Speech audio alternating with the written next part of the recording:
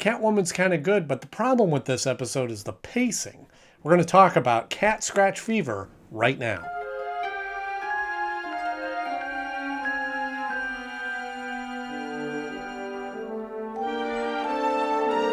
Hi everybody, I'm Andy Knode and welcome to the show. And 25 years ago today, the episode Cat Scratch Fever aired for Batman the episode? Batman the Animated Series, November 5th, 1992. Yes, Your Honor.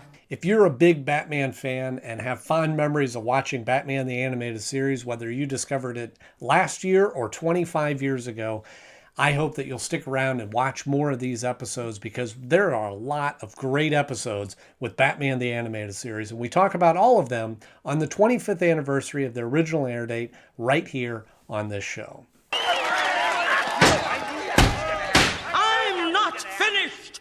So today we're talking about Cat Scratch Fever. I remember watching this episode not too long ago, but I don't remember if I watched this or if it stuck with me when I first saw this when I was younger. It's okay. I'll give you the 45-second rundown right up here. Selina Kyle is in court and she's being released on bail, on probation for a 5-year because she did something good but did something bad, and so they're letting her go off with a 5-year probation. She gets home, finds out that Isis, her cat, is gone. She goes to look for her, finds that there are strays, cats that are being taken. She follows up on this. Batman says, whoa, don't do this. She gets arrested, and she is then posted bail by Bruce Wayne, and she goes again as Catwoman to see what's going on, and Daggett is causing these cats to be mean, giving them some sort of formula to be mean and scratch people and cause them to get woozy and hazy, and then he's going to sell the antitoxin, and Batman and Selina kind of work together and stop him. You know, I'm seeing that when I do actually finish this, it's an episode that there's not a lot in. Maven, where's my cat?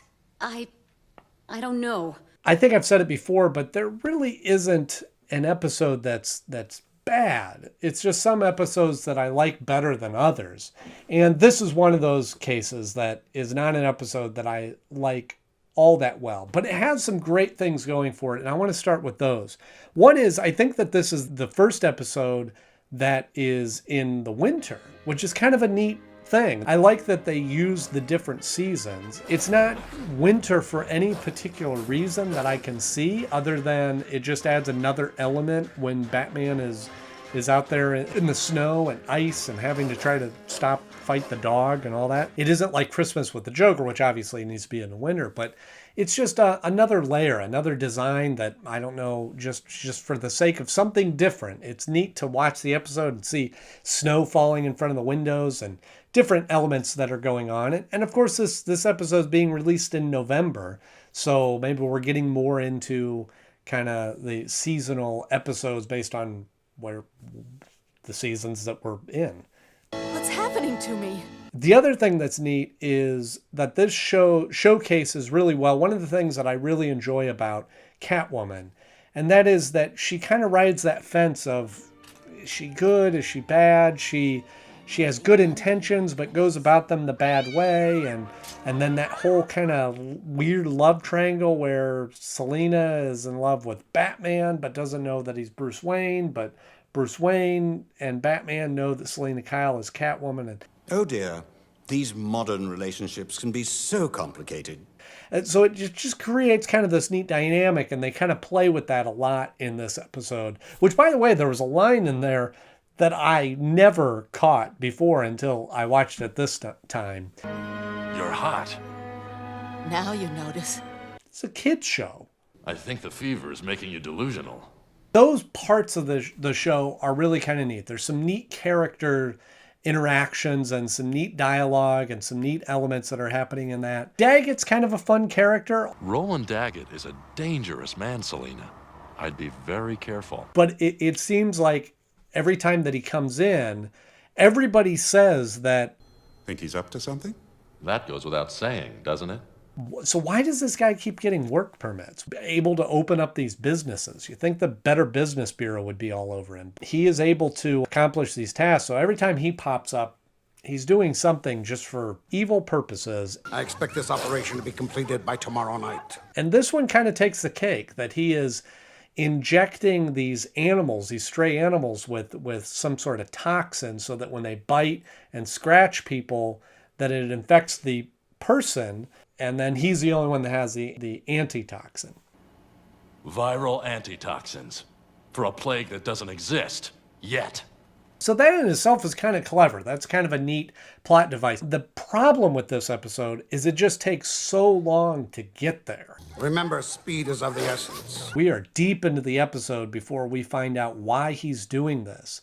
And in fact, when I was watching it through, I almost went back because I thought that I may have missed something in the episode as to why he was doing this.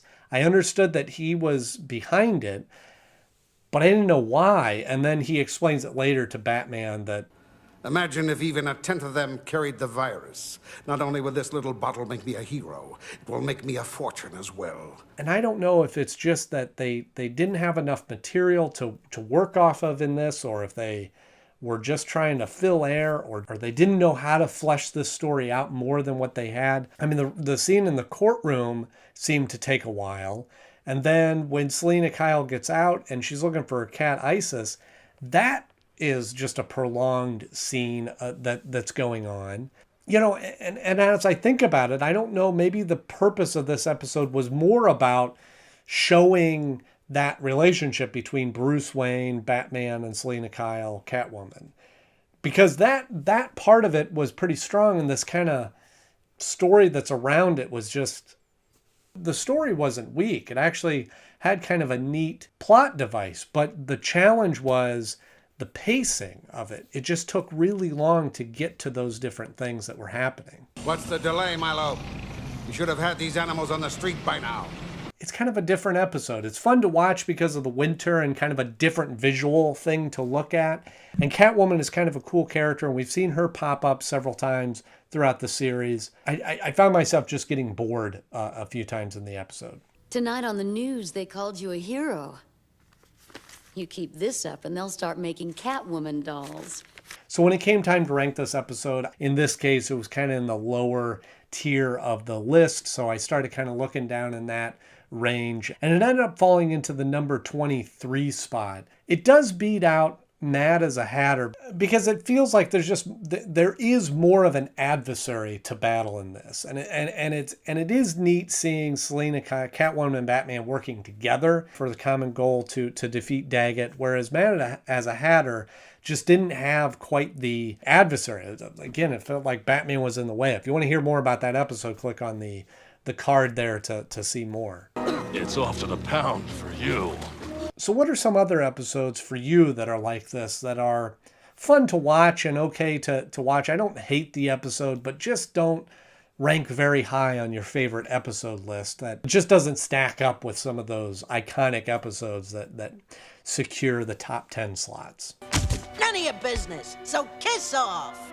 If you enjoyed this episode, please be sure to hit the like button. And if you want to see more, then hit subscribe, because I've got more coming at you. I'm going to be back on Thursday, November 9th with I Am the Night. As always, thank you so much for watching. I'm Andy Knode, and I will see you very soon.